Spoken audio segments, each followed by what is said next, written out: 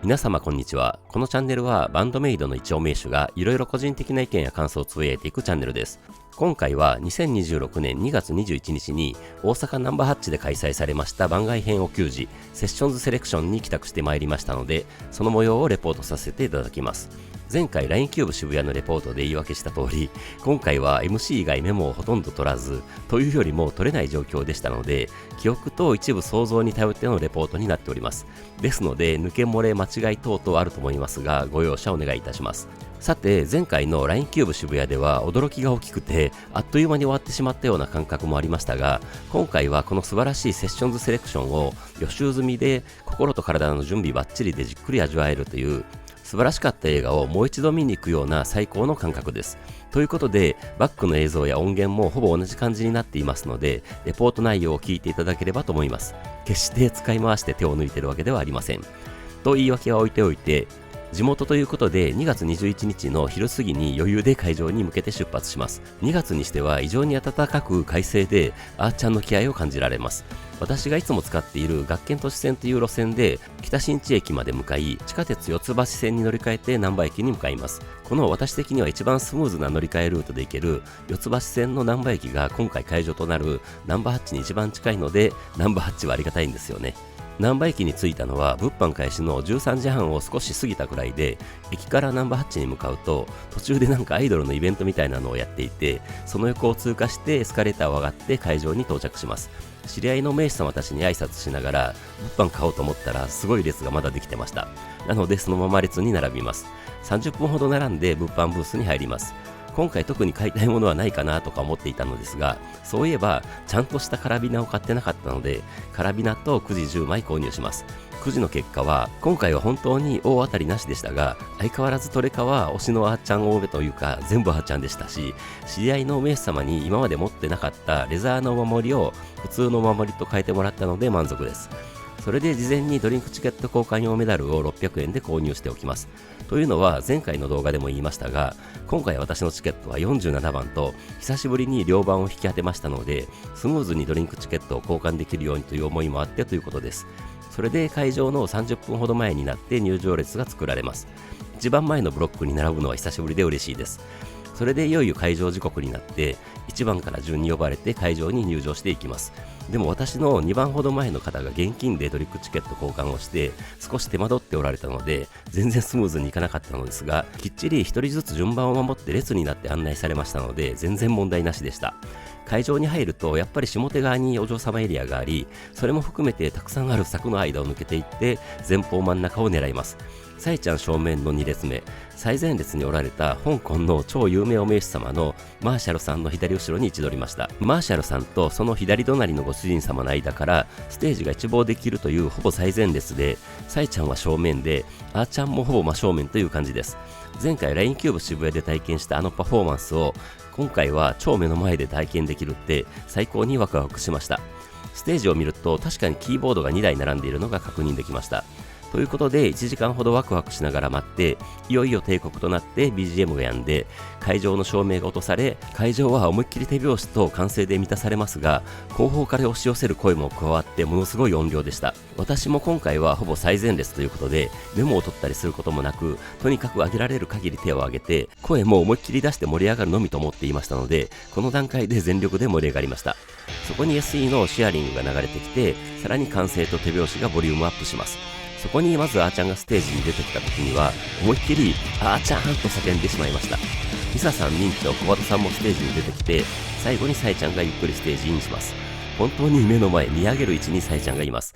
そのサイちゃんがいきなり歌い出します。そうです、1曲目はアンリッシュです。と思ったら後方からものすごい圧縮が来ます。そうそう、大阪といえばこれでした。と言ってもこれ以上前には行けませんので、位置は変わらずですが、とにかく東京の満員電車みたいにぎゅうぎゅうになります。もみくちゃになりながらイントロでちゃんとしますが、一旦上げた右腕は下ろせない感じです。とにかくものすごい声と熱量で会場は盛り上がります。1メロに入ってのシンガーロングも大音量ですので、私も負けずに思いっきり声出します。このわちゃわちゃ感久しぶりです。目の前で歌っているさえちゃんと小畑さんもちょっと驚いている感じでした。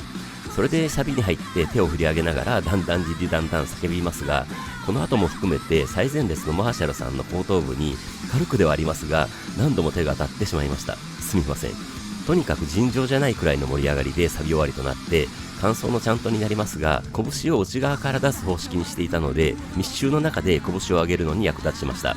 2メロに入ってこんなに間近で、まつげや汗の粒まで確認できるくらいの位置で歌うさえちゃんに見とれて、その後ろでものすごいパワーでドラムを叩くあーちゃんの笑顔も満喫して、2サビでまたもみくちゃになりながら手を上げます。いきなり陶酔状態になったような感覚で、密集に埋もれながら勝手に体が動く感じです。ポストコーラスになって前の人とタイミング外したら危ないなとも思いながら思いっきりヘドバンします。それで C メロに入りますが、手拍子も上げる両手が広げられない感じです。でも一生懸命手拍子して、さえちゃんの Now we go から目の前の立ち台に乗ってリズムギターソロを弾く久保田さんに目が釘付けになります。ミンチョが嬉しそうな顔で同じお立ち台に乗ってきます。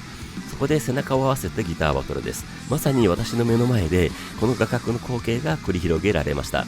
今回は心の準備ができていましたので、この素晴らしいギター指定バトルをもみくちゃになりながらではありますが、思いっきり満喫して、途中ちゃんとだんだんリリだんだんも叫んでソロ終わりとなります。本当に目の前でギターを弾く楽しそうな久保田さんとミンチョが最高でした。そこからはラスサビです。今度は目の前にさえちゃんです。こんな贅沢あるでしょうか。最後も思いっきりヘドバンしてアウトロに入って、目の前のさえちゃんに煽られながらまた内側から手を上げる感じのチャントで、声も思いっきり出してだんだんディディだんだん叫んで曲終わりとなります。また後ろからも横からもものすごい歓声が湧き起こります。大阪から帰宅の初見のお名手様たちはこのギターバトルにビビったと思います。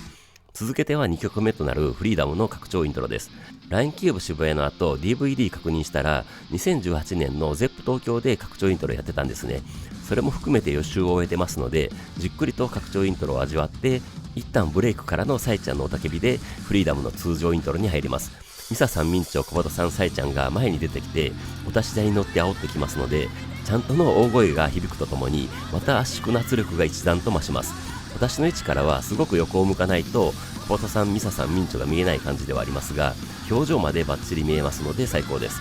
1メロに入って目の前で歌うさえちゃんに目が釘付けになりながら、満員電車に揺られている感じで体を動かして踊って、 B メロで思いっきり一拍かけてのチャントで声出します。それでいよいよサビに入りますが、今回はメモもペンもしまっていますので、タオルを首から外して思いっきり振り回せました。楽しいです。サビ終わりからの感想でタオルを首にかけ直してちゃんとしますが、あまりにもぎゅうぎゅうでタオルを首に結び直すのも難しい感じです。2メロ冒頭の久保田さんのボーカルも顔を左に向けて堪能して、 B メロで視線をサイちゃんに戻して気迫のこもった一拍明けチャントで盛り上がりますが、密度が濃いので周りの声もすごいです。それで2サビに突入してまたタオル振り回します。このぎゅうぎゅうで楽しむフリーダムのサビは最高です。サビ終わりになってあーちゃんがスティックを高く上げて満面の笑みでドラムソロに入ります。こんなに近くであのドラムソロを浴びられるのは思考を通り越して言葉で表現できないくらいでしたし、大歓声とともにさらに後ろからの圧力が半端なくきました。もう腕は上げられないくらい疲れているのですが、下ろす隙間がないので胸の上くらいで少し休めたりしながら手を上げ続けます。ドラムソロ終わりからのブリッジのかっこいい久保田さんとミンチョのギターを味わって、目の前のお立ち台に立つミンチョのギターソロです。目の前でミンチョが顔で弾くギターソロを本当にもみくちゃになりながらちゃんとしながら堪能して、手を下ろせないまま B メロを歌うサイちゃんに向けてまた一拍かけてのチャントで思いっきり声出します。落ちサビに入って手拍子になりますが、久保田さんが笑顔で手拍子を煽ります。それでラスサビに入って最後もタオルを回しながらシンガロングしながら思いっきり盛り上がってアウトロです。このチャントの音量も後ろからの圧力もすごかったですし、曲終わりの歓声と拍手の音量もものすごかったです。曲終わりからの書き鳴らしの中、スタッフさんがキーボードをステージの前方に設置して、サイちゃんがその前に立ちます。3曲目はロック&ロードと分かっているので何度も言って申し訳ないですが、本当に目の前でキーボードに手をかけるサイちゃんの神々しい横顔を拝みます。その後ろのあーちゃんの強烈なドラムフィルから演奏スタートです。会場はさらにボルテージが上がって、サイちゃんのサイレンのようなキーボードからのイントロ的なところで大声のチャントが響きます。私はといえば目の前のサイちゃんとあーちゃんばっかり見てしまいました。でも1メロみたいなところでは首を左右に動かしてミンチョのギターとミサさんのスラップベースも見て楽しみます。サビみたいなところに入って会場から歓声が上がってさらに盛り上がって、私も思いっきり手を挙げて歓声を上げます。それで感想的なところは思いっきりちゃんとして、そこから2メロ的なところに入ってサイちゃんのソロパートです。慣れてきたとはいえものすごく一生懸命キーボードを弾くサイちゃんはまだまだ新鮮です。それで2メロ終わりで一旦ブレイクした感じでミサさんのベースソロ的なパートになりますが、ここのベースは本当に味わい深いですし、バックで鳴り響くキーボードの音色もキーボードの存在感がすごくて、キーボード入りのインスト曲ならではという感じがします。その後の真ん中のお立ち台に足をかけてかっこよく弾く小畑さんのリズムギターソロもバッチリ近くで拝めましたし、少し間を空けて入ってくるミンチョの長めのソロパートも漏れなくかっこよかったです。でも私はといえば、その間もキーボードを見ながら一生懸命鍵盤を叩くサイちゃんの姿に長くぎつけになってしまってました。それでラッサビ的な構成に入ってアンサンブルに戻って最後のアウトロ的なフレーズに入りますが、改めて全ての立ち台に立って演奏するメイドさんたちを間近で見られる幸運をかみしめて、曲終わりとなって曲終わりの吹き鳴らしの中、ものすごい歓声が湧き起こります。ここで瀬取りが分かっている私の目はあーちゃんに向かいます。そうです、4曲目はあーちゃんの強烈なドラムフィルから始まるダイスです。そこにミサさんのベースが入ってきて、会場からまた大音量のちゃんとの叫びが響き渡ります。やっぱりこのベイドラパートは通常より長かったです。それで満を持したような感じでミンチョのギターが入ってきて、サイちゃんも思いっきり煽ってきますので、さらに会場のチャントは激しくなります。1メロに入って目の前のサイちゃんが歌い出しますので、あらかじめ両手を上げて準備していた手で思いっきり手拍子します。 A メロ後半はあーちゃんのドラムが私的に大好きなので、あーちゃんのドラムを叩く姿を目に焼き付けます。 B メロに入って一拍かけてのチャントをしますが、その拍に合わせて後ろからものすごい圧力がきます。それでサビに入るともう密着した満員電車に揺られているような状態で、手を上げて体を動かしてシンガロングしてお祭りの中に放り込まれたような感じになって盛り上がります。ここの Enjoy Time とか Try My Best とか叫ぶの気持ちいいんですよね。サビ最後の May I Take Your Order をのけぞりながら歌うサイちゃんを目の前で拝んで、感想に入ってまた大声でちゃんとです。もう腕が疲れすぎて上がらなくなってきてました。2メロは A メロが短くてすぐに B メロに入って会場から全力の一拍かけてのちゃんとの声が鳴り響きます。そこから2サビに入ってまたもみくちゃになりながら手を振り上げてコーミーコーミーコーミーコーミーのシンガロングを大声で叫びます。もう全身が汗でびしょびしょになっています。サビ終わりでブレイクして大歓声が上がる中、ミサさんのベースからミンチョのギターソロにつなぎます。このつなぎの時のアーチャのドラムもいいんですよね。ちゃんとしながらミンチョのギターソロも楽しんで、ソロ終わりからの B メロです。一拍かけてのちゃんとからアーチャンの味わい深いドラムフィルで落ちメロに入ります。また狭い領域で手拍子です。あーちゃんのシンバルを叩く姿を見ながら盛り上がっていって、サイちゃんと小畑さんの絶賛モーメントからラッサビです。ここは本当に盛り上がります。ラッサビももみくちゃになりながら手を振り上げてシンガロングしてアウトロに入ります。多分今回にもサイちゃんは大阪そんなもんかとか叫んでいたと思いますが、あまりの密着でのちゃんとになっていたので全く聞き取れませんでした。かっこいいダイスの締めからそのままあーちゃんのドラムフレーズが続きます。そこにミサさんのベースもミンチョと小畑さんのギターも入ってきて5曲目となるドンチューテルミーにつなぎます。ここはつなぎのセッションなのかドンチューテルミーの拡張イントロなのか、今回改めて聞いてもわからないというか、どちらでも解釈可能な感じでした。それで通常のドンチューテルミーのイントロになって、最初は一拍かけてのチャントで始まって、あーちゃんのハイハットからは通常のチャントになります。目の前のサイちゃんが思いっきり煽ってきますので、私も私の周りもちゃんとのボリュームが上がります。1メロに入ってちょっと落ち着きますので、目の前で歌うサイちゃんを思いっきり見てしまいました。でも私の方が嘘つくのが上手ねのところのあーちゃんのハイハット叩くところ大好きなので、あーちゃんも思いっきり見てしまいました。それでサイちゃんに促されてドンチューテのコーランドレスポンスしますが、確か今回はイエーも歌わせてもらいました。それで大好きなあーちゃんの6年のドラムフィルからサビに入って、サイちゃんのヘイジョイに煽られて大声でウォーウォーウォーウォーのコール&レスポンスを返します。ちょっと息が上がってきました。旅終わりからすぐに2メロに入ってちょっと妖艶な感じで歌うサイちゃんを堪能して、すぐに入るサビでまたウォーウォーウォーウォー叫んで盛り上がります。サビ終わりでブレイクしてミンチョのギターソロです。ミンチョのギターソロも楽しみながら、あーちゃんのめちゃくちゃ激しいドラムフィルも楽しんで、ドン中低のセクションに入って声出して、あーちゃんの3連のフィルから C メロです。ここはヘドバンしてしまいますので、前の方の動きに気をつけます。サイちゃんが指を唇に当てながらの唇に指当ててみたから最後のドン中低のセクションに入って、またもみくちゃになりながら腕を上げてドン中低叫んで曲終わりのかき鳴らしになって大歓声です。曲終わりでステージが暗転してメイドさんたちが楽器を置くのが見えます。ここで服の中にしまっていたメモ用紙とペンを取り出したら、メモ用紙が汗でべちゃべちゃになってました。それで前に出てきた小畑さんのお帰りなさいませご主人様お嬢様やってまいりましたぽバンドメイド球児番外編セッションズセレクションぽで大歓声となって最初の MC に入ります。それで小畑さんが皆様体感してると思いますが、このぎゅうぎゅう感ぽみたいなことを言って、さえちゃんが前がさ、人がゴミのようだって言ってきて、会場は大笑いになります。私を含めて確かに波打ち際に押し寄せたゴミのようだったと思います。小鳩さんがゴミはダメっぽ、ご主人様お嬢様っぽみたいなことを言って、さえちゃんが塩らしく、あ、そうでしたね、ちょっと間違えちゃったとか言ってたと思います。それでゴミのような会場に向かって小鳩さんが、本日ソールドアウトですっぽーって叫んできて、会場から大歓声と拍手が鳴り響きます。あと確か小鳩さんがこのぎゅうぎゅうの状態を見て、苦しかったら手を挙げてアピールするっぽー的なこととか、さえちゃんがぶつかったら謝りなさいとか気遣いの言葉を言ってくれてたと思います。それで結構すぐにグッズ紹介に入ったと思うのですが、後ろで喋ってる人の声がちょっと大きくてよく聞き取れませんでした。でもさえちゃんの皆さん見ていただけましたでしょうかに会場から拍手が沸き起こったので、馬の蹄鉄デザインのロンティーの話題だと思いながら、さえちゃんがじゃあ皆さんの方が詳しいということでみたいに紹介をやめようとしたので確認できませんでした。でも小鳩さんに紹介を促される感じになって、さえちゃんが続けて、ロンティーは熱くなるけど汗でベタベタするよりはいいよねみたいに言って、やっぱりロンティーの話だと分かりました。で、さえちゃんが後ろのデザインは馬のなんだっけまた忘れちゃったみたいに言ってきたので、思いっきり蹄鉄って叫んでしまいました。で、小鳩さんだったと思いますが、今年初お給仕って方いますっぽって聞いてきて、会場から結構手が上がったようで、ありがとうございますみたいになって会場も拍手になってました。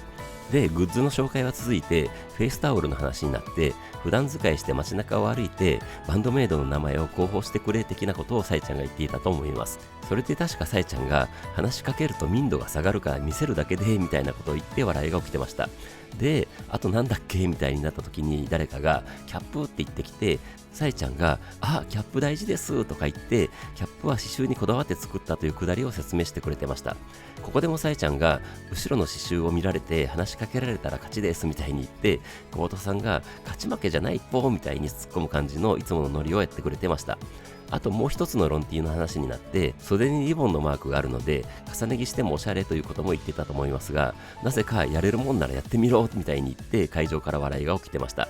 あとは CD 買ったらついてくるポスターとか、その他もろもろですみたいにさえちゃんらしい感じのことを言って、もう長くなったからやめるって言ってグッズ紹介を締めてました。笑いと歓声が起きる中、小鳩さんのグッズにも力を入れておりますが、もちろんお給仕にも力を入れておりますので、今日も最高のお給仕にしたいと思いますっぽーからの、それでは皆様楽しむ準備はできてますかっぽーに大音量の歓声が起こりますが、小鳩さんは満足しなかったようで、そんなもんじゃないっぽーに続けて、改めて楽しむ準備はできてますかっぽーにさらに大音量の歓声が返って、満足した小鳩さんが笑顔で、ようこそバンドメイドのお給仕へで大歓声となって、ジャーンと楽器が鳴らされて次セクションに突入します。 MC 明けとなる6曲目はリンネの拡張イントロからです。あーちゃんのめちゃくちゃ激しいドラムで始まったと思います。最初はリンネっぽくない感じで始まって、だんだんあーちゃんのドラムのリズムが規則的になってきて、やっともしかしてリンネって気づく感じなのが今回分かりました。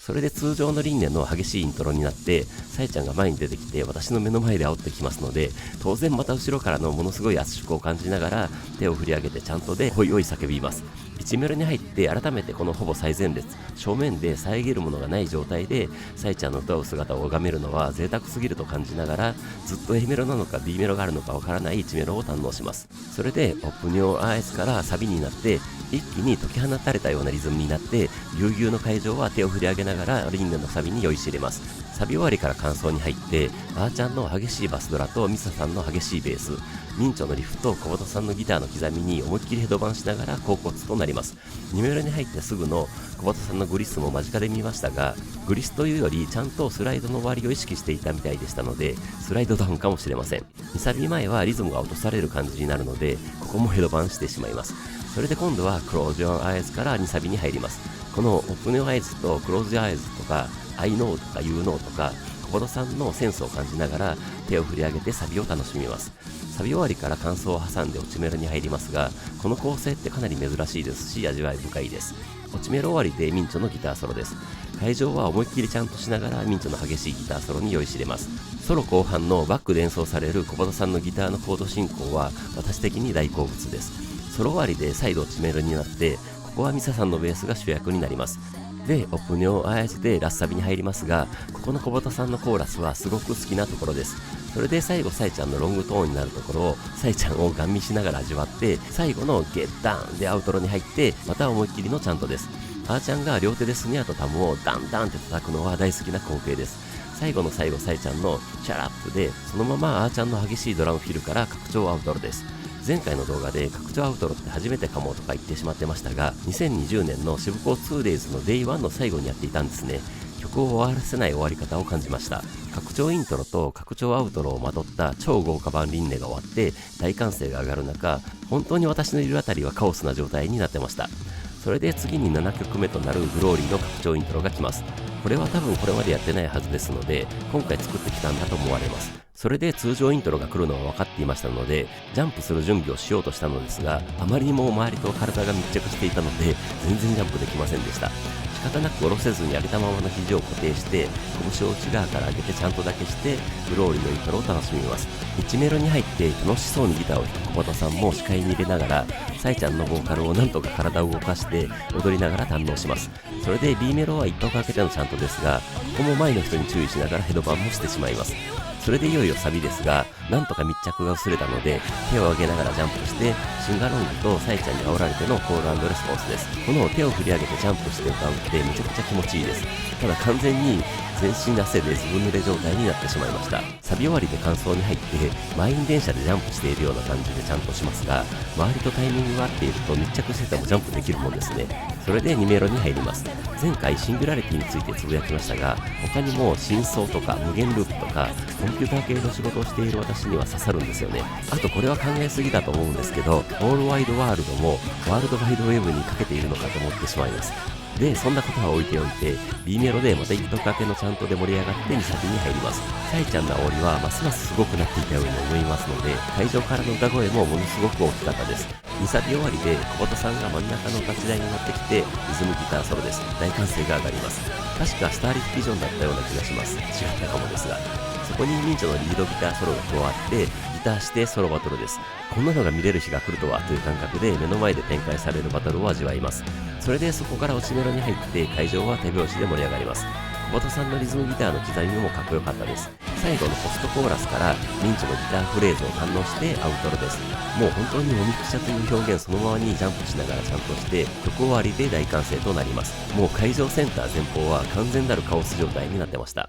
ここでインフルエンサーが来るのかと思っていたら、確か小畑さんとミンチョが真ん中の立ち合いに乗ってきて、何かわからない拡張イントロを演奏しだします。何々と思いながらも、ノリノリで演奏を楽しんでいたら、一瞬のブレイクの後、なんと8曲目となるヘイトのイントロになりました。ヘイトの拡張イントロだったわけです。ヘイトに拡張イントロってこれまであったっけとか思いながら思いっきりちゃんとします。っていうか、ここで瀬取り変えてきました。多分練習量が半端ない瀬取りをあえて変えてくるとは、サイちゃんの心意気というか、こだわりみたいなものを感じました。それでサイちゃんが前に出てきて歌い出します。完全に体が密着した状態で踊りながらサイちゃんの歌に聞き入ります。サイちゃんの顔に光る汗が尊い感じでした。それでサビに入って手を振り上げますが、もう腕が上がらない感じになってしまってました。翌日の腕の筋肉痛が確定です。それでもうなんとか腕を上げて盛り上がって、サビ終わりから完走です。当然ここでもちゃんとで腕上げますので、もう私の腕は限界に近づいてました。ですので2メールに入って思いっきり手拍子したいのですが、腕を上げられずに胸の前くらいで手拍子する感じになってしまいました。それで2メールに入ってやっとマーシャルさんの背中で腕を休めて、なぜか大好きなサイちゃんの一度きりも許さないから2サビに入って腕を振り上げられました。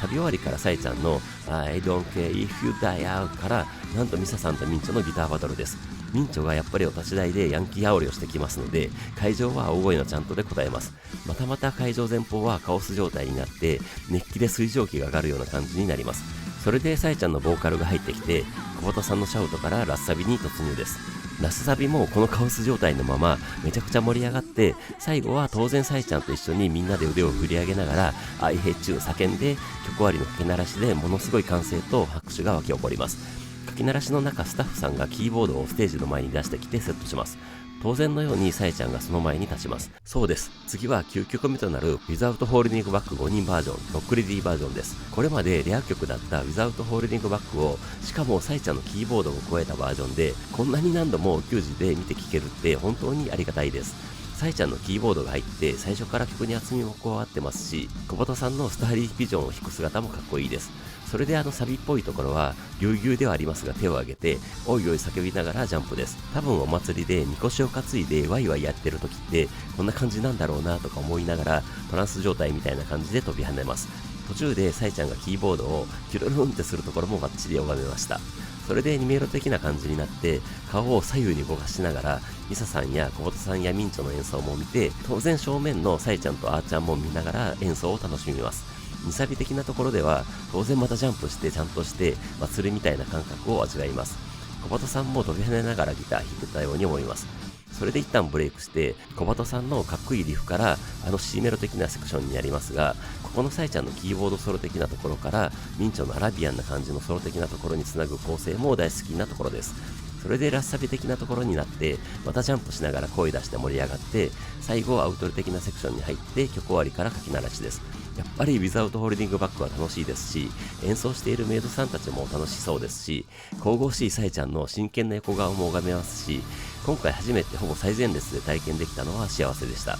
書き鳴らしの中、スタッフさんが奥の方に置いていたキーボードというか電子ピアノをステージの前に持ってきてキーボードを入れ替えます。その前にサイちゃんが立ってピアノの音色みたいな綺麗な旋律を奏で始めます。今回でひょっとすると最後かもしれない10曲目となるタイムの拡張イントロです。そこにミンチョと小鳩さんの幻想的な感じのギターリフが入ってきて、ミサさんのベース、アーチャーのドラムが入ってきて、だんだん激しくなっていく感じになって一旦ブレイクする感じだったと記憶しています。それでアーチャーのドラムから私的に大好きなタイムの通常のイントロに入ります。一拍空けてのちゃんとのめちゃくちゃでかい声が後ろからも横からも自分自身からも発せられます。1メロに入って小鳩さんが歌い出しますが、ステージの前まで出てきてギターを弾きながら歌ってくれるので、小鳩さんの可愛すぎる顔面を拝みながら手拍子しながらこの大好きなタイムのボーカルとあーちゃんのトリッキーな感じのリズムのドラムとミンチョの幻想的なリフとミサさんの味わい深いベースラインと多分今回限りのサイちゃんの電子ピアノを味わいます。それでサビへのつなぎのシンプルだけど大好きなジャジャッからサビに入ります。ここは私的にはどうしても小鳩さんとあーちゃんを見てしまいます。本当にここのドラムフレーズが大好きで、あーちゃんが神に見えてしまいます。もちろん小鳩さんのボーカルも最高です。それで前回のレポートでも言ってしまいましたが、突き上げてくるようなあーちゃんのドラムで間奏に入ってまた一拍空けてのちゃんとになりますが、ここは前の人に乗りかかるように前のめりになってしまいます。そこから2メロに入って A メロはあーちゃんのドラムが8ビートに変わってミンチョのリフもミサさんのベースもシンプルになりますが、ここも1メロとのメリハリがあって本当に好きなところです。それで B メロに入るとまたミンチョの幻想的な感じのリフになって2サビに入ります。こんなに大好きなタイムを、しかもサイちゃんが小鳩機とのキーボードを弾いているバージョンで2回連続で見て聴けて、もう本当に幸せな気持ちになりながらタイムのサビを心から堪能します。サビ終わりでミンチョのギターソロになりますが、よくこんなに優しい感じのギターソロを考えてきてるなと改めて感心しながら優しい気持ちになってソロを満喫して落ちサビに入ります。私的には今回も裏拍で手拍子しましたが、普通の手拍子が多数派でした。でも好きに楽しめるのがバンドメイドの球児の良さでもありますよね。それでまた突き上げてくるようなアーチャーのスネアロールから普通のサビの演奏に戻って、かっこいいギターとベースのフレーズからラスサビに突入します。2パターンあるサビの歌詞を落ちサビを使いながらここでどちらも配置する構成ですね。その構成も含めて本当に私的に大好きな曲です。サビ終わりでアウトロに入って最後の一拍かけてのちゃんとを前のめりになりながら大声で叫びますが、このイントロとアウトロのメロディーも好きすぎて車とかでもこの旋律が流れてくると幸せな気分になってしまいます。それで綺麗な感じで曲終わりになって会場からも私からも大歓声と拍手が沸き起こります。サイちゃんの電子ピアノ参加バージョンのタイムはこれで聞き納めかと思うと少し寂しいですが、すごいものを味わわせてくれたメイドさんたちに感謝しながら思いっきり拍手しました。そこにあーちゃんのハイハット4発から11曲目となるヨーロの拡張イントロが始まります。分かっていて聞くと確かにヨーロっぽいと感じました。私の記憶によると嬉しいことに結構この拡張イントロはボリュームがあったというか長めだったように思います。それで一緒のブレイクで会場が息を飲んだ感じになって、そこにヨーロのイントロが始まります。大歓声が起こってちゃんとの声も響き渡ります。また後ろからの圧力がすごかったです。1メロに入ってサイちゃんが歌い出しますが、 A メロはボーカルは静かな感じなのにバックの演奏がヘビーなのがバンドメイドらしいというか私的にものすごく好きなところです。それで B メロに入ってちょっと明るい感じになってミンチョの味わい深いリフを味わってサビに入ります。本当に何度も言い過ぎて申し訳ないんですが、このヨーロのサビを歌うサイちゃんが目の前にいるわけです。歌詞通りに私の前に魔法が描かれているような感覚になります。ヨーロを聴いてると本当に朝焼けの空が思い浮かびますし、なんか郷愁のようなものも感じてしまいます。サビ終わりすぐに2メロに入りますが、このバックの演奏もすごいです。1メロから全然変えてきて、もしカラオケだったら絶対歌えない自信がありますが、当然サイちゃんは完璧に歌いこなして B メロに入って元に戻る感じになります。でもこの B メロも1メロの B メロとちょっと違うんですよね。ミンチョの頭の中は常人では計り知れないんだと感じました。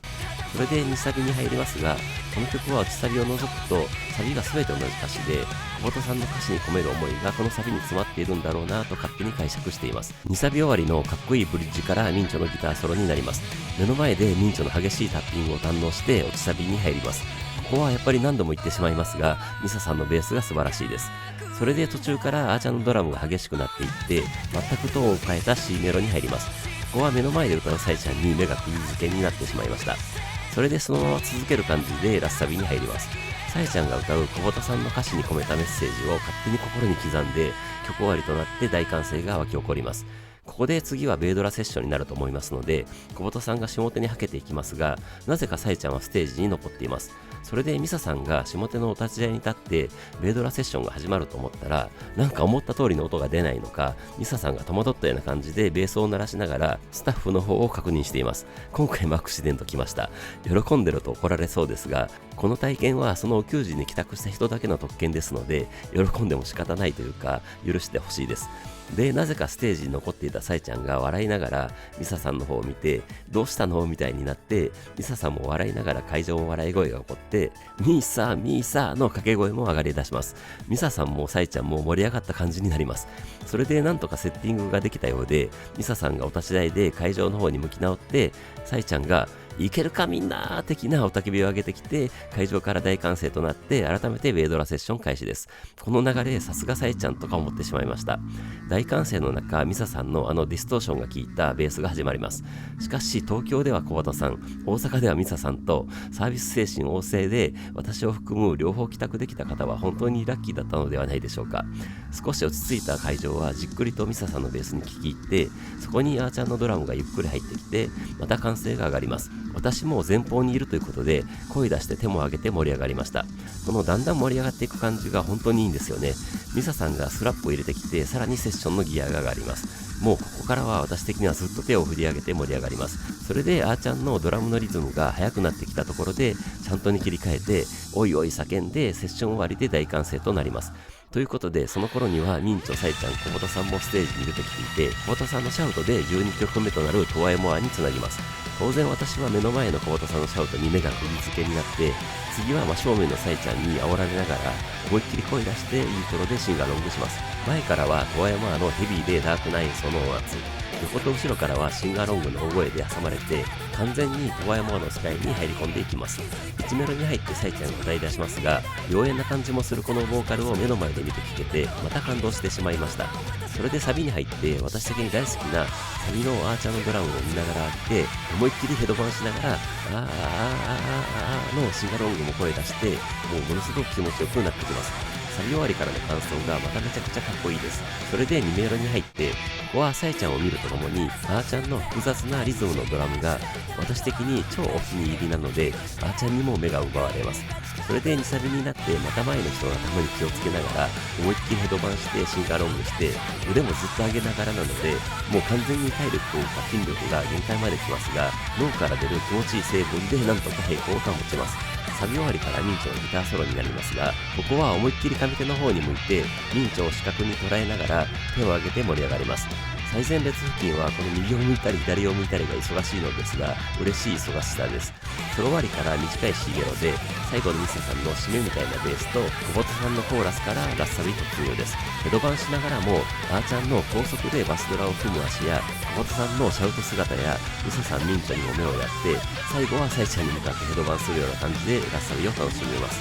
最後サイちゃんが叫ぶところも目の前で見て聞いて、アウトロに入って思いっきりシンガロングします。周りからの声もものすごかったです。最後はあーちゃんのドラムで締まって大歓声が上がります。会場がざわつく中、小畑さんが真ん中の立ち台に乗ってきます。いよいよあれです。13曲目となる From Now On の拡張イントロです。私を含め LINE キューブ渋谷に帰宅していた方たちは息を飲んで小鳩さんを見守る感じになります。真っ暗なステージにシンセサイザーのような綺麗な音色が響いてきます。小鳩さんがスポットライトで照らされます。小鳩さん頑張れと思った瞬間に小鳩さんがギターソロを弾き始めます。今回は当然ドロップ踏み忘れもなくきっちりソロを弾き続けます。小鳩さんナイスと思っているとミンチョが泣きのギターみたいな感じで入ってきて小鳩さんとハモリのツインギターソロ的なフレーズになります。改めて聴いて本当に感動しました。小鳩さんもちゃんとオルタナイトピッキングで弾いていたと思います。メロディーというか音階とリズムはなんかアローンのイントロのような感じだったように思います。そこからアーチャーのドラムとミサさんのベースも加わって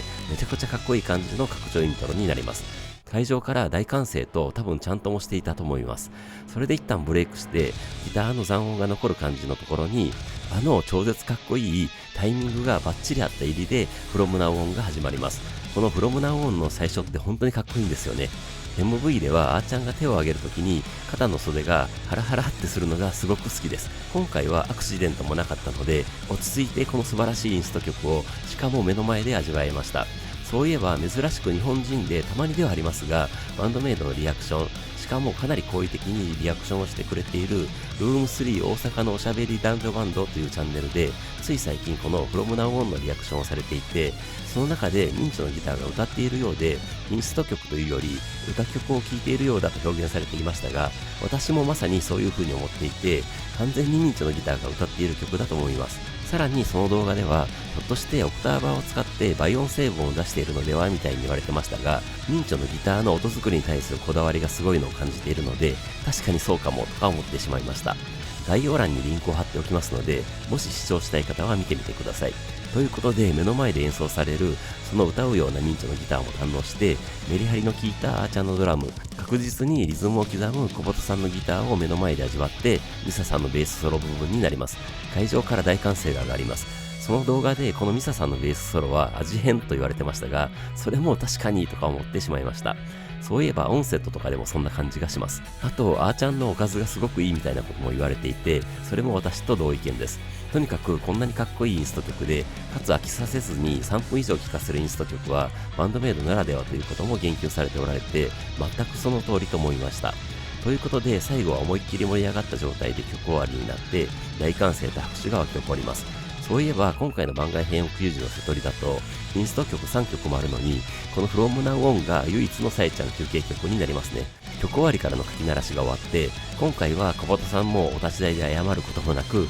堂々と曲終わりを迎えてました。大歓声と拍手が鳴りやまない中さえちゃんの盛り上がってるか大阪の叫びで2回目かつ最後の MC に入ります。続けてのさえちゃんの楽しんでるかにめちゃくちゃ楽しんでる私も会場も大歓声を上げて答えます。私は MC の間はいけるとメモとペンをまたシャツの間から取り出してなんとかメモりましたがあんまりメモれなかったので抜け漏れ間違いありだと思います。それで相変わらずぎゅうぎゅうの前方を見て小鳩さんが大丈夫っぽ苦しくないっぽみたいに気遣ってくれますが私も私の周りも全然大丈夫なので大丈夫の声を上げたり私は手でハートマークを作って大丈夫なのをアピールしたりしました。さえちゃんが言うには過去にあったアレンジをリアレンジした後のことで確かに微妙に違うような気もしていましたので納得です。それでさえちゃんが皆さんの戸惑う顔を見て私は楽しかったみたいに言って会場から笑いが起きます。小鳩さんはあの人は気づいてるっぽーとかわかるのも面白かったっぽー的なことを言っていたと思います。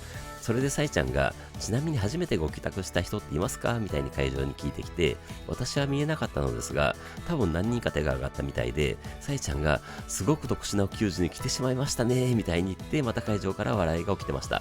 この時にミサさんとあーちゃんとミンチョがドラムの前に座っていてあーちゃんは子供みたいに伸ばした足をバタバタさせていたのですが競技を終えたアスリートみたいにほてったあーちゃんの表情がめちゃくちゃ可愛くてもし目が合うとこっちが照れてしまいそうで直視できないくらいでした。それもあって掛け合いのように喋る私の右上のサイちゃん左上の小鳩さんを交互に見る感じになってしまいました。それでサイちゃんが番外編の説明をしてくれてまずはその前提となるテンスアニバーサリーツアーファイナルの横ありのお給仕の話になります。サイちゃんが説明してくれるのですがなんと3時間半もやって当然曲数も多くやったんだけど40分以上喋ってたけどね横あり楽しいみたいになっちゃってみたいに言って会場から笑いが起きます。確かに横ありは実際33曲もやってくれましたし、本当に密度の濃いお給仕でした。それでさえちゃんはそんなに曲数やったにもかかわらず入りきらない曲がいっぱいあって、それをやったのが番外編の始まりと、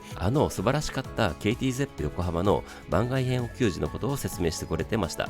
で、さえちゃんが番外編もいろいろやっていって、夏の番外編で静かなーって言ってなんだっけみたいになったので、私は思いっきりミディアムインサマーって声出してしまいました。それを拾ってくれたのかどうかわかりませんが、さえちゃんも小畑さんもそうそうミディアムインサマーだみたいになってちょっと嬉しかったです。あとさえちゃんがギタリストプロデュースの番外編とかリズム隊でプロデュースした番外編とかもやってみたいに言った時に、小畑さんが佐伯先生のもやりましたっぽねと入ってきて、さえちゃんもそうそう私プロデュースの教授も2公演やりまして、でこれかみたいに番外編の歴史を紹介してくれてました。確かに今回のも含めて番外編はどれも新鮮でものすごくお得感があるんですよね。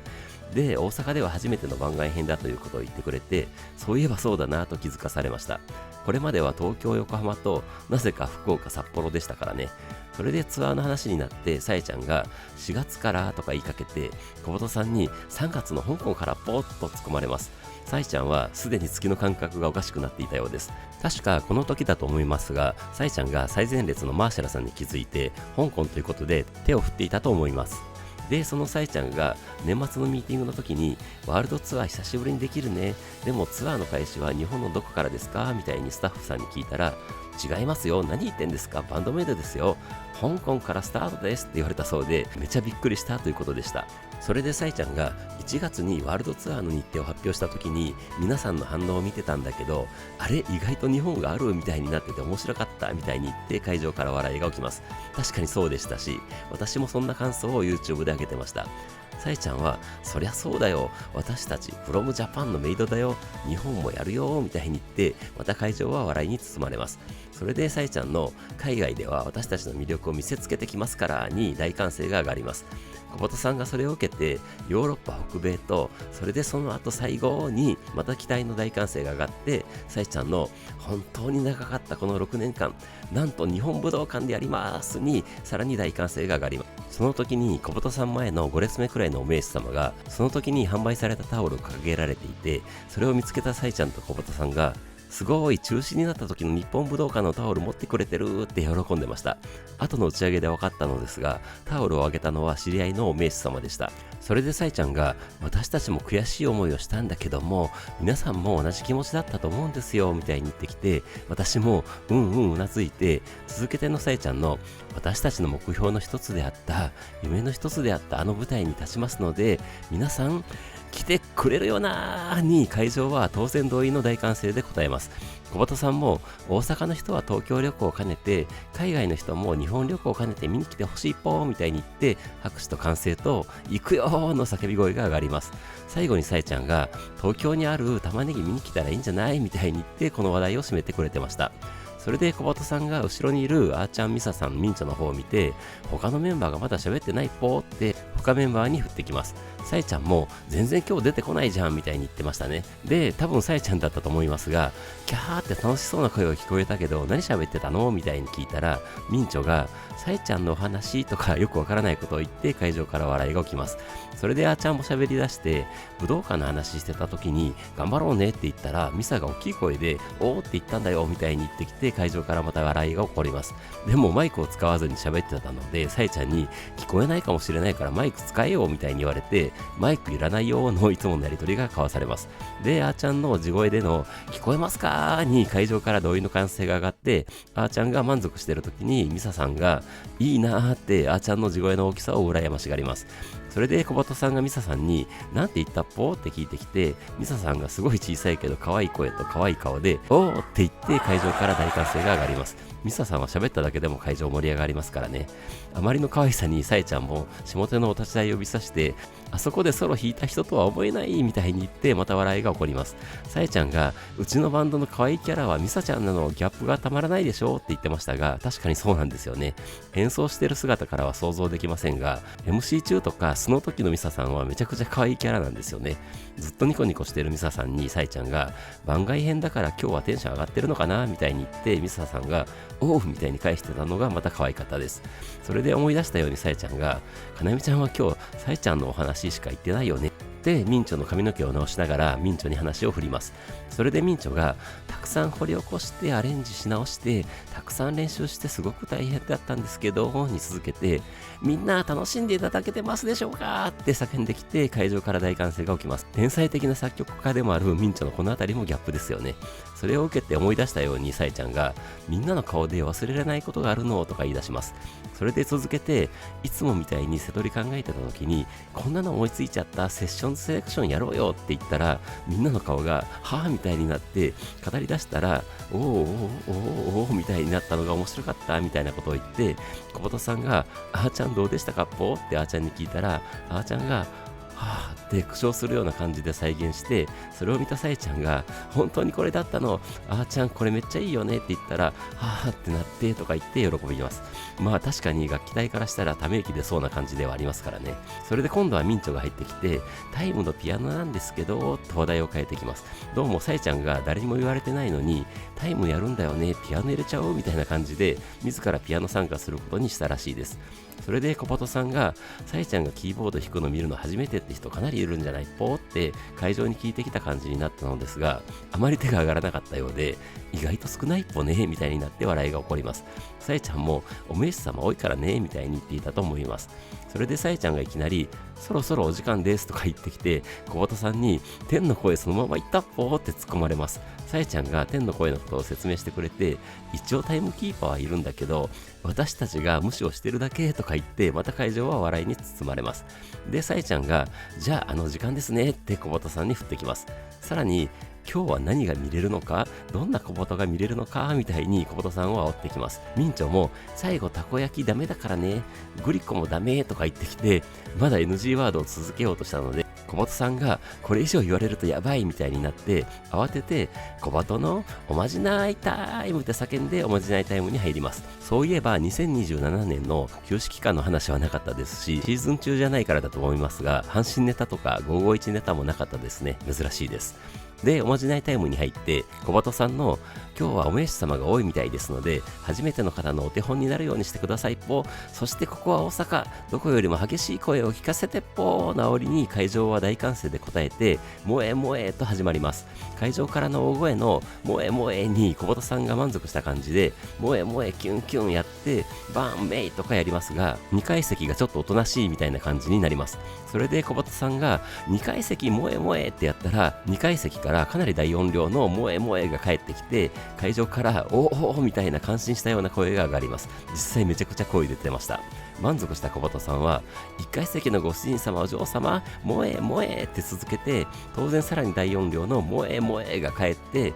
みんなで萌え萌えってなって会場全体からのものすごい萌え萌えが返ります。気を良くした小鳩さんは、大阪とかたこ焼きとかなんでやねんとかやります。たこ焼きはミンチョに NG ワードを指定されてましたが、途中に入れるのは OK です。あとはバーンメイを繰り返して、あけおめことよろとか馬年とか明日は大阪マラソンみたいに地元の私も忘れてたやつがやってきて、最後はマイクを外して生声でバーンメイを繰り返して、ズキューンにズキュンを返して、バキューンにバキュン、ドキュンにドキュンを返すやつをやって、ワオにもワオを返して会場から笑いが起きます。で、ミンチョから NG ワードを指定されているので、何が来るかと思っていたら、萌え萌え大阪マラソンと一緒にタッタタッタってバンドメイドのワールドツアー走っていくっぽキューンという萌え萌えとキューンの間に挟んでくるという新しいパターンで、会場から笑いと大歓声が上がって、今年2回目となるおまじないタイムは無事完了しました。そこに MC 明けの14曲目となるデリダリの最初の電子音みたいなサウンドが流れてきます。サイちゃんが真ん中の立ち台に立って思いっきり手拍子とシンガロングを煽ってきますので、その真下くらいにいる私も会場も当然思いっきり手拍子して、 MC で回復した喉と横隔膜を使ってリリダリリリ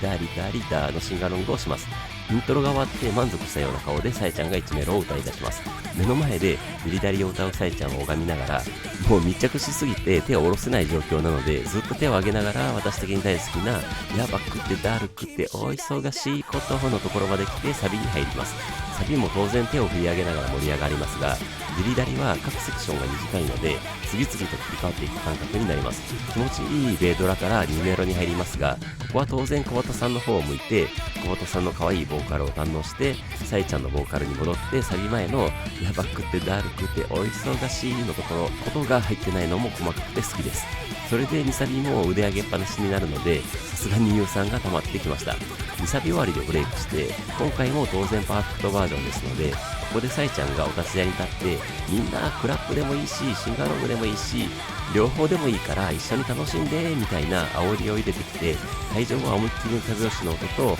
リリダリリリダリダリダのシンガロングの声で満たされます。私はというと MC で回復したと思っていた喉と角膜が思いのほか疲労蓄積していたようで、最前列なので思いっきり声出したいのですが途中で息切れしてしまいます。でも目の前でいろいろ叫びながら煽ってくるサイちゃんと小畑さんに助けられて、なんとか頑張って声出してあーちゃんのスネアロールが始まって、サイちゃんのそのまま続けてにもう声は出せない感じになってしまってましたので、お立ち台でベースソロを弾くミサさんの方を向いての全力の手拍子だけで許してもらいます。次は少し角度を中央に戻して小畑さんのソロを味わいます。それで完全に正面を向いてあーちゃんのドラムソロを目の前で浴びて、最後は右を向いてミンチョのギターソロを堪能します。ずっと手拍子を続けている会場に向かってサイちゃんがみんなありがとうって言ってくれてたと思います。ソロパート終わりで C メロに入って改めて手拍子とシンガロングです。もう完全に声が出なくなってきていましたが、サイちゃんってよくずっと歌ってられるなとかプロに向かって失礼なことを思いながら、こ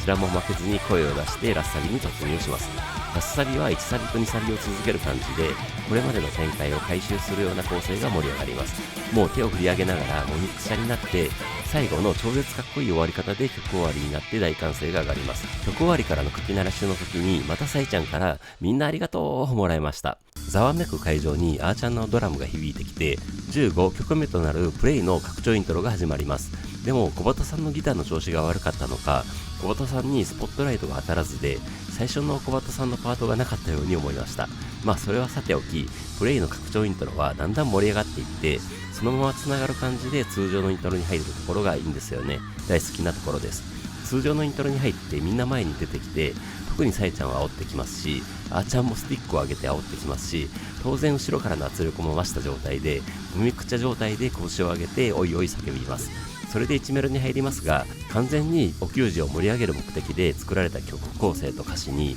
当然さらに会場のもみくちゃ具合が増大します。 A メロの後半のあーちゃんのタンフレーズを目の前で浴びながら、あのリズムに合わせて手を突き上げてステージと一体になる感覚を味わいます。それで B メロに入って手拍子しながらサイちゃんの歌に続けてプレイとかシャッアウトとか叫んで、サイちゃんのレイジャーボーイシャキバディでサビに入ります。歌詞でサイちゃんに言われた通り体を思いっきり動かして思いっきりイエイイエイイエイイエイウォーウォーウォーの声を出して、この楽しいプレイのサビを楽しみます。サビ終わりからの感想になってまた思いっきりちゃんとです。本当にお給仕のプレイは楽しすぎます。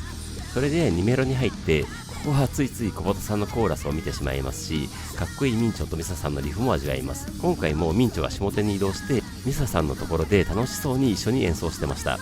それで今回もサイちゃんが上手のお立ち台に移動して B メロに入って、会場は手拍子で盛り上がってコール&レスポンスもして2サビに入ります。サイちゃんのセイに煽られて当然思いっきりコール&レスポンスして、サビ終わりの短いミンチョのギターフレーズと下手お立ち台のミサさんのベースを味わって、短いミサさんとミンチョのソロ的なブリッジから B メロに入ってまた手拍子しながら盛り上がって、私的に一番大好きなサイちゃんのシャキバディから小畑さんのハンズアップでラスサビに入ります。もう会場というか私の周りは完全なカオス状態になって、イエイイエイイエイイエイウォーウォーウォーウォー叫んで C メロに入ります。踊りながら歌うサイちゃんをハーハーしながら見て聞いて、アウトロに突入してまた思いっきり煽ってくるサイちゃんに従って全力のチャントで声出して、ミンチョのソロみたいなギターフレーズで曲終わりになって大歓声です。この後に来るジャンプ曲を考慮せずに体力を使ってしまいました。大歓声とメンバーの名前が叫ばれる中、16曲目となるマギーのイントロが始まります。ちゃんとしながらあれを今度は目の前で見られるのかという期待に瞳孔が開く感じになります。これから来る展開を知りながら普通に A メロを歌い始めるサイちゃんの歌と、その横で平然とリズムギターを弾く小畑さんの姿も楽しみます。 B メロでは期待も込めた手拍子をしながらバックの演奏と小畑さんのコーラスも楽しんで、サイちゃんの Are you ready? Gimme gimme jump jump jump でいよいよあれが来ます。今回はほぼ最前列ということもあって、小鳩さんがなんとかっぽーみたいに叫びを上げてギターを弾きながらブライテストスターのサビを歌い出すところを目に焼き付けました。でも小鳩さんがなんて叫んだのかは残念ながら記憶できませんでした。その時にさえちゃんが小鳩さんに向かって何してんだよみたいに声出して突っ込んだり、ミンチョのところに行ってミンチョに合ってるのみたいに確認する仕草をするようなシーンも含めて、さえちゃんの小芝居を目の前で思いっきり楽しめました。それで真ん中のお立ち台に戻ってきたさえちゃんがボーカルを奪い返してマギーのサビを歌い出します。小鳩さんが口を歪めて悔しそうにする表情もバッチリ拝めました。会場は当然ずっとジャンプしっぱなしになります。そのままサビ終わりまで歌ってマギーの感想になって会場はちゃんとで答えます。それで確か2メロに入ってすぐに B メロになったような気がします。違うかもですが、そのまま今度はマギーのサビになってさえちゃんが気持ちよさそうに歌って会場はジャンプしますが、途中でまた小鳩さんが奪ってブライテストスターのサビに切り替わります。当然ここでもさえちゃんと小鳩さんの小芝居が披露されます。小芝居って決してバカにしてるわけではなくて、あまりにもしっくりくる表現に思えたので使っています。それでまた小鳩さんが奪ってブライテストスターのサビで、またさえちゃんが奪ってマギーのサビとボーカルバトルが繰り広げられます。このボーカルバトルに気を取られますが、スムーズに切り替えられるバックの演奏もすごいです。それで最後はブライテストスターのサビからそのまま C メロを小鳩さんが歌い始めたところで、またさえちゃんが奪ってマギーの C メロに変わって、そのまま何でもかんでも本気でやったらいいまで歌ってたと思います。この構成もちょっと似てるところがしっくりくるんですね。それでミンチョがマギーのギターソロを弾き始めますが、すぐに小鳩さんが入ってきてブライテストスターのギターソロに切り替わります。さえちゃんがブライテストスターのソロですよみたいな感じで小鳩さんとミンチョの方を指さしてたのが可愛かったです。ブライテストスターのソロのままソロ終わりまで来ますので、そのままブライテストスターの落ちメロに入ります。私的にここは一泊空けての手拍子で盛り上がりますが、確かサイちゃんも笑顔で手拍子してたと思います。落ちメロ終わりで転調するところでまたサイちゃんが奪ってマギーのラッサビに入ります。それでまた小鳩さんが奪ってブライテストスターのラッサビになって、またサイちゃんがマギーのラッサビに戻して、最後ゲッゲッゲッツハーイからそのままマギーのアウトロになります。会場からは大音量のチャントが響きます。曲終わりからの吹き鳴らしになって、サイちゃんがかっこよくサンキューって言って曲終わりとなって大歓声と拍手が沸き起こります。前回は驚きが先行してあまり記憶できていませんでしたが、今回はこの素晴らしくてなんか愛らしいところもあるボーカルバトルを目の前で、しかも予習済みなのでバッチリ堪能できました。曲終わりで会場は騒然としていますが、サイちゃんがお立ち台に乗ってきます。そうです、17曲目はプレゼントパーフェクトです。またまた言ってしまいますが、のけぞる感じであの素晴らしい歌い上げるボーカルを本当に目の前で浴びます。両手をサイちゃんに掲げる感じで全身にサイちゃんのボーカルを浴びる感じになって、そこから続くイントロでサイちゃんがお立ち台からちゃんと煽ってきますので、会場は当然全力のちゃんとで答えます。そこから1メロを歌うサイちゃんの歌と軽やかなミンチョのリフとミサさんのベースに体を動かされながらプレゼントパーフェクトの世界にはまっていって、絶対音を意識して作詞したであろう B メロの気持ちいい感じの歌詞のリズムを感じてサビに入ります。もうここは恍惚となりながらヘドバンして、さらにプレゼントパーフェクトの世界にはまっていくところです。サビ終わりのあーちゃんの激しいドラムフィルを味わって感想に入って、会場はちゃんとの声で満たされます。それで2メロに入りますが、プレゼントパーフェクトの歌詞ってこれまでのバンドメイドの軌跡を織り込んでいる的なことをインタビューとかで言っていたと思うのですが、 YouTube でドラ息子さんが2メロ冒頭のアンブレイカブルって歌詞がクルッポの With You でも使われてたって気づかれてて、それは気づかなかったって感心しまして、そういえばクルッポもバンドメイドの軌跡の一つだなと思ったりしましたと、そんなことに感心しながらかっこいい下がっていくメロディーのところになります。ここの歌詞のメイディットも当然意識した歌詞なんですよね。それで2サビに入ってまた気持ちよくヘドバンしながらメイドさんたちの思いが詰まった歌詞も堪能して、最後の小鳩さんの綺麗なシャウトも味わってサビ終わりからのソロパートです。前回も言いましたが、あーちゃんのドラムフィル、ミサさんのスラップ、ミンチョのギターソロへのつなぎが見事としか言いようがありません。それでミンチョのギターソロがめちゃくちゃかっこよくて、まさにギターヒーローって感じがします。ソロ終わりで落ちメロになって両手を上げながら手拍子して目の前のさえちゃんの歌う姿と、その横で歌う小鳩さんの綺麗なハーモニーを思いっきり堪能して、さえちゃんのできると信じてるからさえちゃんのロングトーンです。もうここは何回聴いても本当に鳥肌が立つ感じになりますし、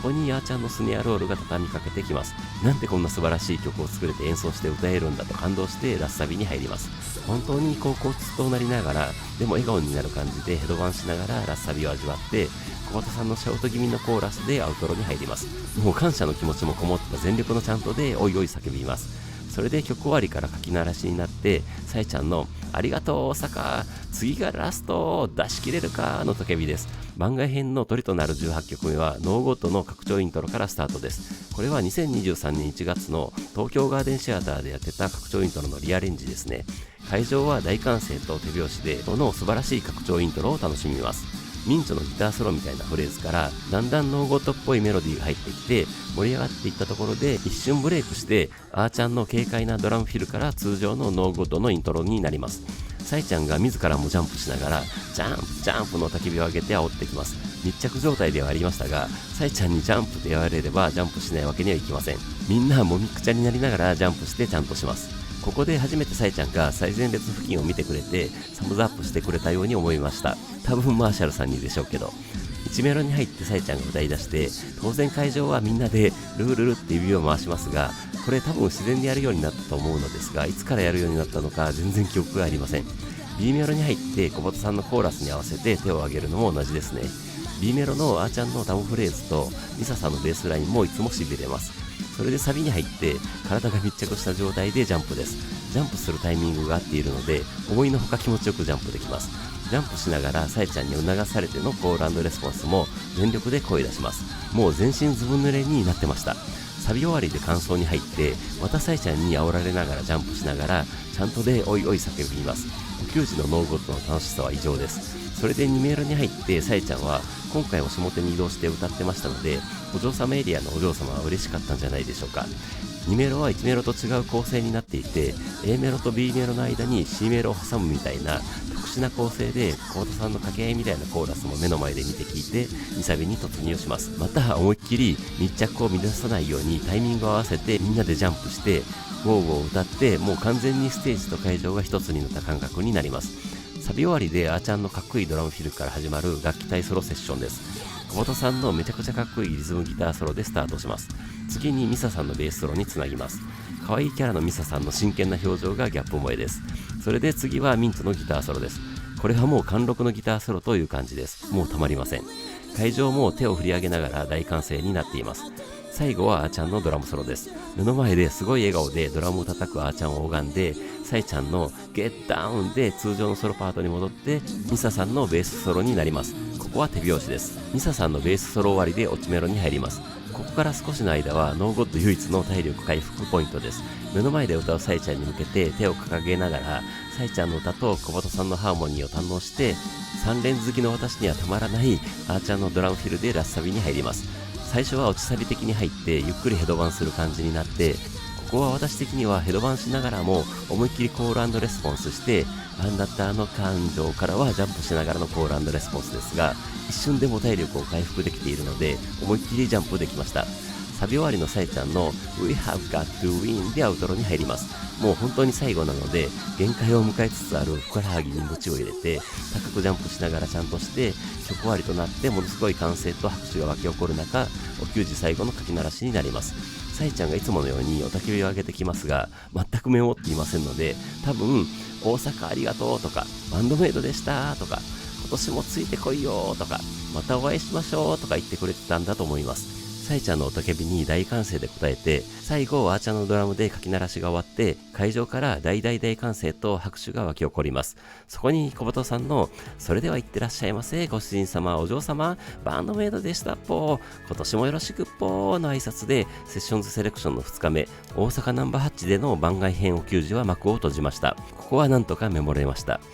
ミンチョミサさん小畑さんのピック投げが始まって、今回もあーちゃんはスティックを投げてくれてましたが、まあ仕方ないですが、ピックやスティックは私の頭上はるか上後方に飛んでいきました。私は気づかなかったのですが、後で聞いたらどうやらミサさんがビールの缶も投げてたらしく、またどこかにビールの空き缶が飾られるという知らない人が見たら意味のわからない状況がこの日本のどこかに作られたようです。メイドさんたちが手を振りながらステージからはけていくときに、今回も本当に感謝の気持ちでいっぱいだったので、ありがとうって叫びました。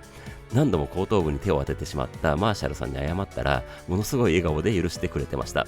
予習バッチリ、心と体の準備もバッチリで挑んだ今回の球児でしたが、ほぼ最前列土線から見る光景と音圧と、大阪ならではという感じのものすごいもみくちゃ感、何もかも全て素晴らしかったですし、ものすごく盛り上がりましたし、エンドルフィン出まくりましたし、激しいスポーツの後のように汗まみれになって、ものすごく心地いい疲労感と、ものすごい爽快感を味わいました。これでセッションズセレクションは幕を閉じたわけですが、今回のようなことがあるので、本当に全ての球児に帰宅したくなりますし、メイドさんたちは私たちにこれからもうまだまださらに新しい光景、新しい世界を見せていってくれるんだろうなと確信して、ちょっとフラフラした足取りでナンバー8を後にしました。恒例のサイちゃんのポストは、わー、出遅れたー、焼肉食べてた、番外編を球児大阪公演、皆様来てくれてありがとう、今日も楽しかったよ、セッションズセレクションいかがでしたか、一緒に楽しんでくれたならとても嬉しいよ、ハッシュタグバンドメイドで感想お願いね、東京公演で口止めしてしまった分、さあ発散してくださいでしたね。焼肉食べてたなら出遅れても仕方ないですし、こっちも当然めちゃくちゃ楽しかったですし、セッションズセレクションは最高すぎましたし、YouTube で思いっきり発散させていただきます。次回の私のお給仕帰宅は、香港は行けませんので、チケット当たればですが、フェスのセントラル26、当たらなかったら KTZEP 横浜です。いずれにしろ1ヶ月以上間が空きますので、香港、台湾のファン感も見たりしながら耐えたいと思います。恒例になってきましたが、今回もリキャップムービーが作られてましたので、それを共有して終わりたいと思います。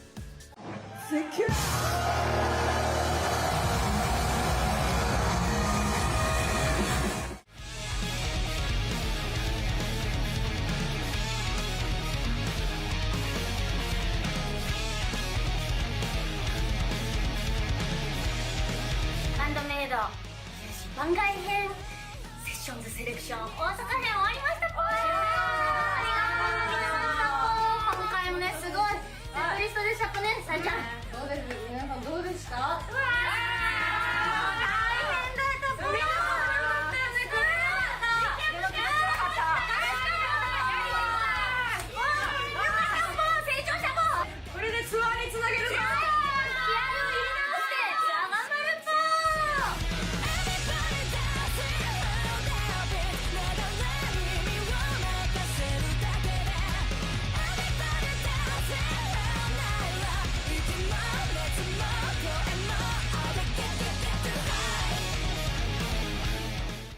武道館頑張るぞはい、ということで今回は以上です。それではまた次回。